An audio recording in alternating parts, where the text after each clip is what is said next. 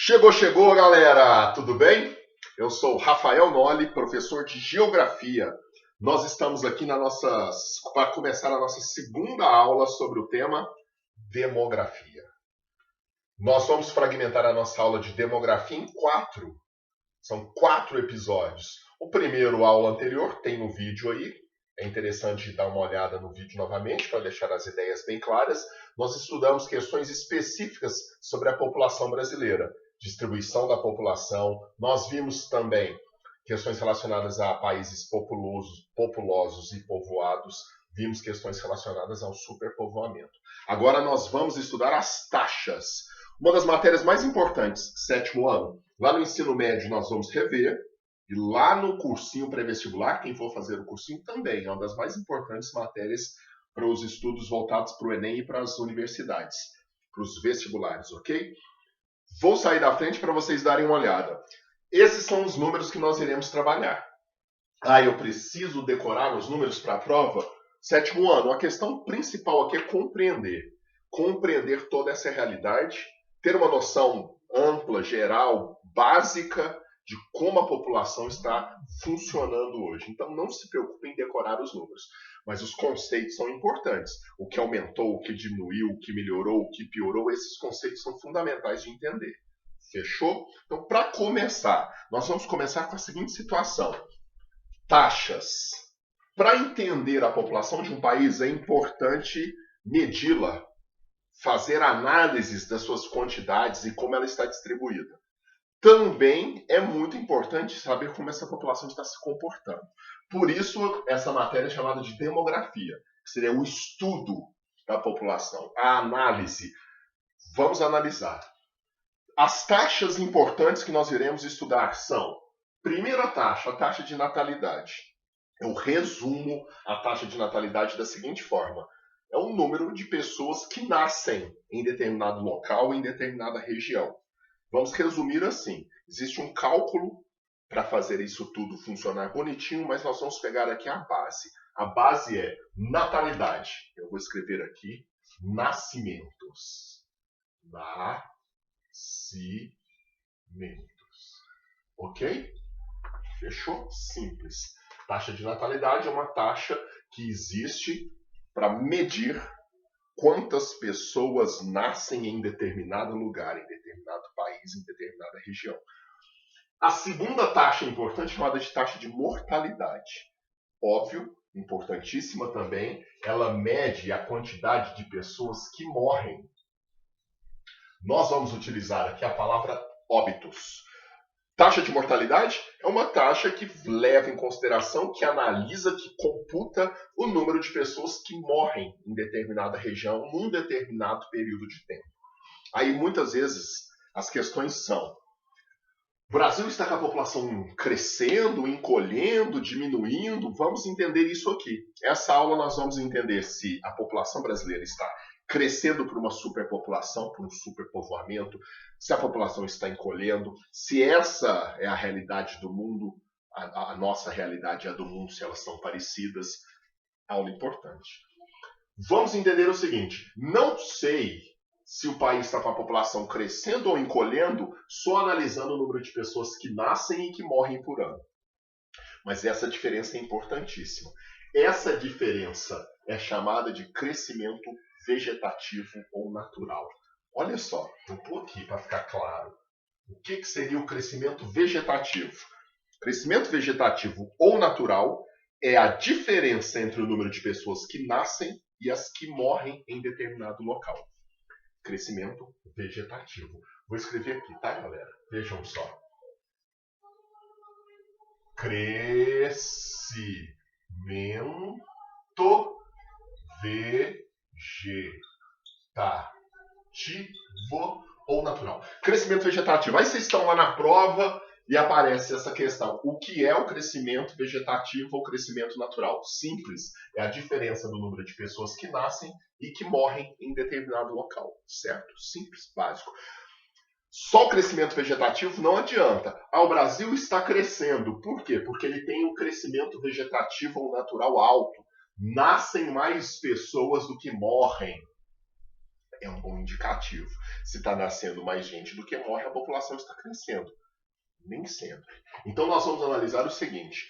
Para mim saber se uma população, para que possamos saber, sétimo ano, para que possamos saber se a população está crescendo ou diminuindo, nós temos que levar em consideração o crescimento vegetativo mais vou pôr aqui, ó, o saldo migratório. Saldo migratório. O que é o saldo migratório? É uma análise da população simples de se fazer. Analisa-se quantas pessoas saem do país, migram, estão saindo, estão emigrando e quantas pessoas estão chegando. Analise-se o número de pessoas que saem do país para morar fora e as pessoas que vêm para o nosso país para viver aqui. A diferença entre quantas pessoas vão embora e quantas chegam é chamado de saldo migratório. Então, para resumir essa parte, nós vamos chegar à seguinte conclusão. Para se descobrir se um país tem a população crescendo ou encolhendo, nós precisamos ver o crescimento vegetativo mais o saldo migratório. Resumindo o sétimo ano, para saber se uma população está crescendo ou diminuindo, nós vamos analisar quantas pessoas nascem e morrem, ver a diferença, mais a quantidade de pessoas saindo do país e chegando. Aí nós podemos dizer se um país está crescendo populacionalmente ou encolhendo. A primeira parte está feita. Uma parte importante, então, importantíssima, a mortalidade infantil. Para se saber bem qual é a qualidade de vida de um país, a saúde de um país, é importante saber qual é a sua taxa de mortalidade infantil. Taxa de mortalidade infantil eu vou explicar da seguinte maneira. É o número de crianças nascidas vivas que morrem antes de completar um ano de vida. Um ano de vida. A cada grupo de 1.000 crianças nascidas vivas, analisa-se quantas não conseguiram completar o primeiro ano de vida. Essa é a taxa de mortalidade infantil. É um dos principais indicadores sobre a qualidade de vida de um país. Se o país não consegue fazer com que haja uma estrutura para essas crianças chegarem a um ano de vida, você já imagina a qualidade de vida desse país, a sua falta de infraestrutura e todos os seus problemas básicos. Analisando a mortalidade infantil no Brasil, nós vamos perceber que há avanços significativos ao longo da história. Eu fiz um recorte para nossa aula não ficar muito extensa, mas nos comentários aí, vocês deixam, eu posso passar os links de todo o histórico. Vejam só, em 1990, há pouquíssimos anos atrás, a cada 1.000 crianças que nasciam vivas, 45,1 morriam antes de completar um ano de idade. Esse número é um número assustador. É um número que mostra que em 1990, no Brasil, problemas estruturais profundos, dificuldade de acesso a um pré-natal, acompanhamento médico durante a gestação, problemas sociais gigantescos, inclusive acesso à comida, a uma vida minimamente digna, fizeram com que, no Brasil dos anos 90, nós tínhamos 45,1 crianças morrendo a cada 1.000 que nasciam vivas. É um número assim de chocar, assustar. Isso aqui é um número que se encontra em países em guerra ou em situações de extrema calamidade. É um número absurdo. Mas, ainda bem, houve avanços. Há um histórico constante até nós chegarmos agora em 2019, 2020. Não é um bom número ainda, mas é muito melhor do que já foi. Há um avanço muito grande a se fazer. Em 2019, o IBGE chegou ao seguinte número. A cada 1.000 crianças nascidas vivas, 12 morrem antes de completar um ano. É um número alto. Por que é um número alto? Se vocês olharem Finlândia e Japão, o número é de 2 ou menos de 2 crianças. A cada 1.000 crianças que nascem vivas no Japão e na Finlândia, 2 ou menos de 2, é 1, qualquer coisa, morrem. Nós estamos com 12. Quer dizer que 10 crianças no Brasil morrem sem nós sabermos exatamente o motivo, mas 10 crianças morrem que não deveriam. Estou pondo aspas aqui. Porque o natural, o normal, é que o número de crianças que morram antes de completar um ano de vida esteja próximo de 1 a 2 apenas. São aquelas crianças que nascem com problemas muito severos, cardíacos ou outras doenças muito severas e que, infelizmente, não sobrevivem. Agora, se a gente for pensar, nós temos aqui aproximadamente 10 crianças morrendo a cada grupo de 1000 por descaso, por falta de estrutura, por uma série de problemas. A cada grupo de 1000. A análise sempre, nós temos uma dúvida aqui, a análise é sempre feita em grupos de 1000. Pega-se um recorte de 1000 pessoas, porque imagina, com 200 milhões de habitantes, é uma boa dúvida, viu, Thais? A dúvida. Aqui, ó, essa gata fez a pergunta. É uma boa dúvida. Com 200 milhões de habitantes, nós temos a seguinte situação. Seria muito difícil analisar os 200 de uma vez. Então, pega-se grupos de 1000 e dentro desse grupo faça-se a análise. Tá? Então, nós temos hoje, para cada 1000 crianças nascidas vivas, 12 morrem antes de completar um ano. Fechou? Beleza. Então, vamos. Mortalidade infantil, ruim o número, mas muito melhor do que nós já tivemos. E se vocês forem aqui para trás até chegar nos anos 40 e 30, a situação é muito, muito pior. Fechou? Dado mais importante dessa aula, porque é uma das nossas bases de estudo, vai ser a fecundidade. O que seria a taxa de fecundidade? Essa é interessante. Nós podíamos até ter colocado outra taxa aqui chamada fertilidade. Então vou falar fertilidade antes da fecundidade. Taxa de fertilidade. Número de mulheres que estão em idade apta a terem filhos. A taxa de fertilidade no Brasil está alta. Por que ela está alta? Pelo seguinte. Nós temos muitas mulheres, a maior parte da população brasileira é do sexo feminino e está em idade adulta. Então, essa massa gigantesca de mulheres entre 15 e 49 anos é chamada de fertilidade. Taxa de fertilidade é a taxa que mede quantas mulheres nós temos no país em idade de ter filho, em idade fértil. Altíssima. No entanto, há uma outra taxa chamada taxa de fecundidade. É essa a base do nosso estudo aqui hoje. O que seria a taxa de fecundidade? Número de filhos que essas mulheres terão ao longo da vida. Nós temos muitas mulheres em idade fértil, taxa de fertilidade entre 15 e 49 anos. No entanto, no Brasil, cada vez mais as mulheres têm menos filhos.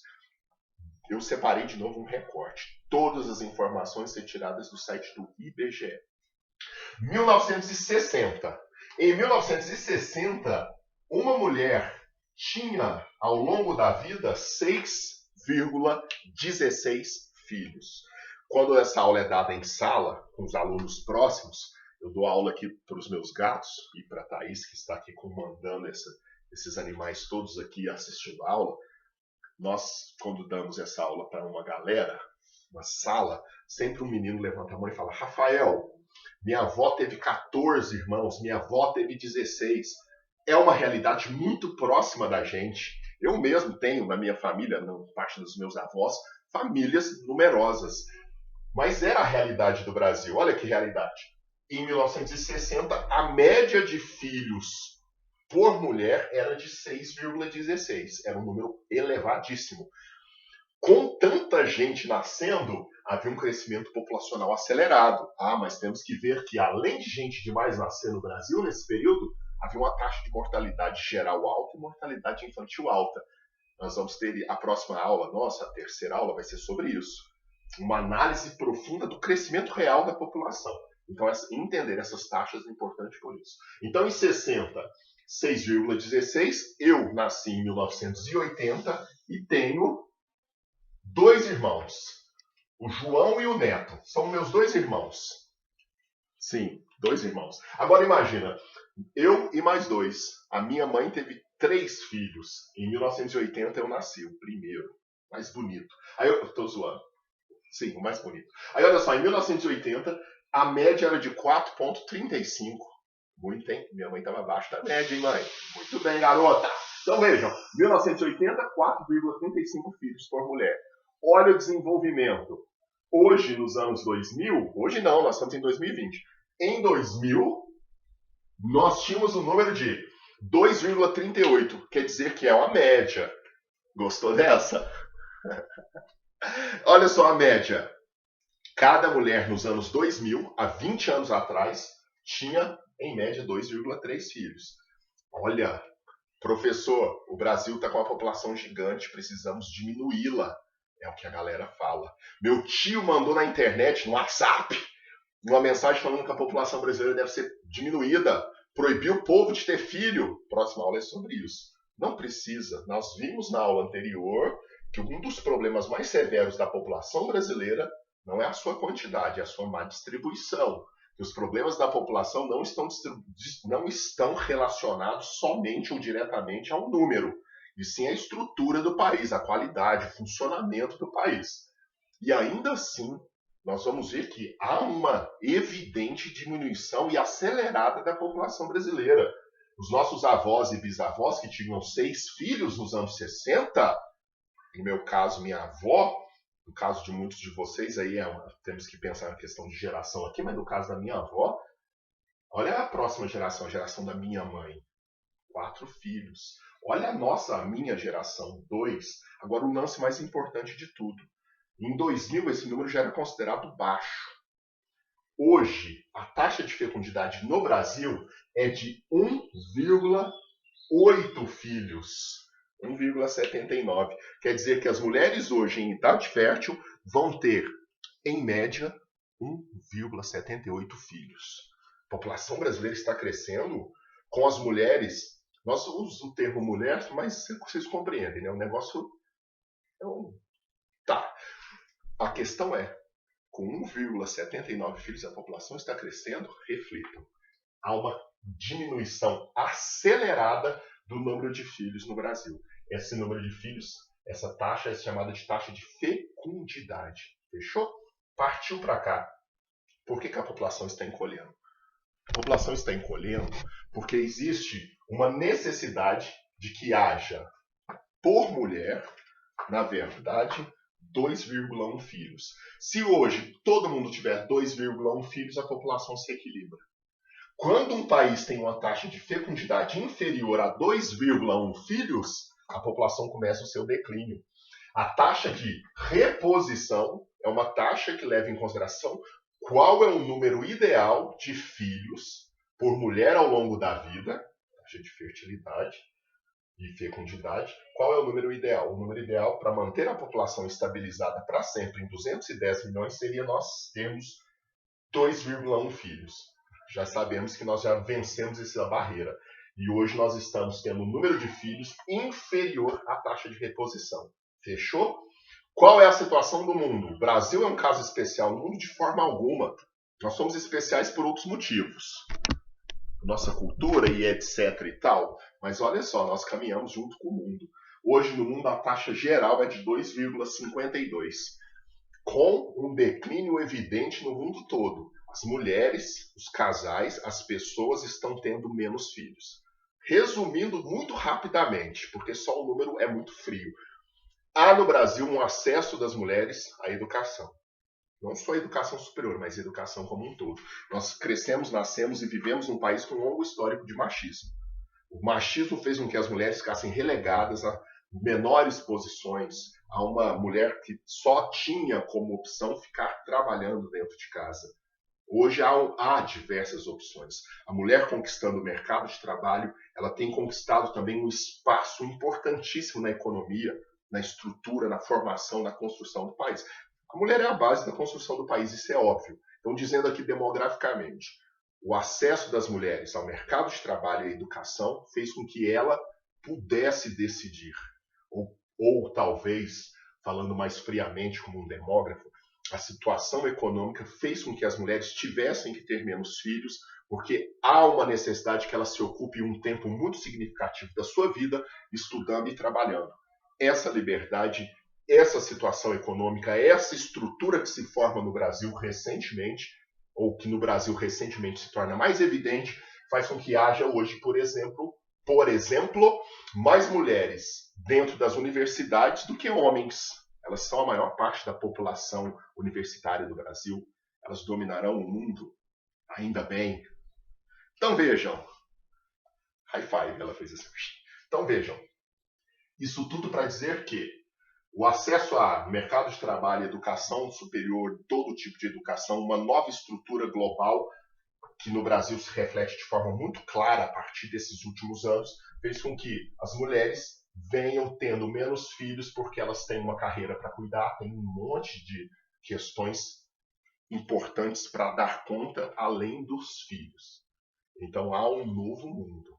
E esse novo mundo é ótimo, é um mundo melhor, com certeza. Tem que melhorar, é óbvio. Mas nós, olhando esses números, nós vemos algumas melhoras, alguns avanços. Certo? Partiu para a última parte. E aí, depois disso tudo, 7º ano, nós já olha a quantidade de coisas que nós aprendemos. O que é mortalidade e natalidade e o que é o número de pessoas que nascem e morrem tem a ver com o crescimento da população, o crescimento vegetativo. Nós vimos o que é o saldo migratório. Nós vimos as taxas também de fecundidade e fertilidade. E agora, a última parte, a final, é a expectativa de vida. Ou esperança de vida. Saquem só. Aqui no Brasil hoje, um homem vive, em média, 72,8 anos. Houve um avanço.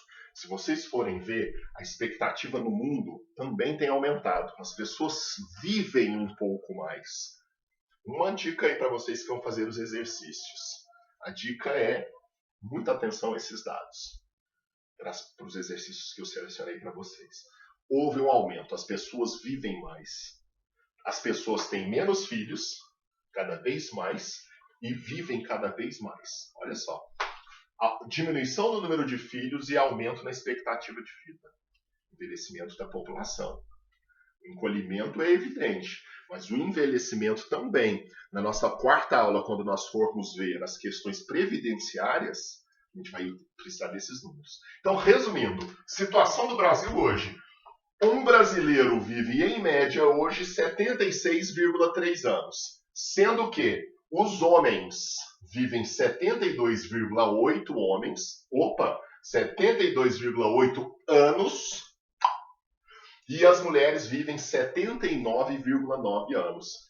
É uma realidade mundial. As mulheres vivem ligeiramente mais do que os homens. Em alguns lugares, como no Brasil, não é só um aumento ligeiro na quantidade de anos a mais que a mulher vive. As mulheres vivem muito mais do que os homens. 6 anos, quase 7. Calculem aí para mim e mandem a resposta. Vejam só. Expectativa de vida, quantidade de anos em média que a população vive. O Brasil vive em média 76,3 anos. Há uma diferença. Homens vivem menos. É simples. A frase do dia, nós capota, mas não breca. O que você acha dessa frase? Nós capota, mas não breca. Frase do dia. A maior parte das mortes no trânsito por imprudência, excesso de velocidade e todo tipo de assuntos relacionados são homens. Aqui em Araxá, Minas Gerais, por exemplo, me perdoe se eu estiver falando de um parente próximo de vocês, é muito comum você ver um cara subindo numa CGzinha, dando pipoco numa roda e gritando. Sobe a avenida inteira, principal da cidade, em uma roda dando pipoco na CGzinha. Morre lá em cima. Quantas mulheres nós vamos ver fazendo isso? Pensem, reflitam. O homem vive menos. Ele tem culturalmente, agora falando sério, culturalmente o homem busca menos ajuda médica. As mulheres têm culturalmente uma maior facilidade, entre aspas, facilidade não financeira, obviamente, porque isso não tem. Uma maior questão cultural, uma maior facilidade cultural, um interesse, um conhecimento maior, ela busca ajuda médica. Ela faz o pré-natal, ela tem um acompanhamento anual, etc. e tal. Ela se envolve também menos em mortes violentas. Quase todas as mortes ligadas ao tráfico de drogas são também homens. Então os homens também fazem uma parte significativa dos trabalhos mais pesados, insalubres, onde mais se morre. Então, no fim de tudo, resumindo, porque nossa aula já chegou nos 24 minutos, homens vivem menos que mulheres. A média geral do Brasil é de 76,3 anos. Houve um aumento? Eu separei em 1960. Em 1960, o brasileiro vivia, em média, 54 anos. Olha o aumento. 7º ano. Vamos finalizar então com 25 minutos, com todos esses dados. Pausem, vejam os números, estudem, acompanhem aí no canal, marquem, dá um joinha, segue e deixem as perguntas que eu vou responder todas. A Thaís vai dar um pause aqui enquanto eu escrevo a frase do dia na parede. Valeu, galera! Tchau!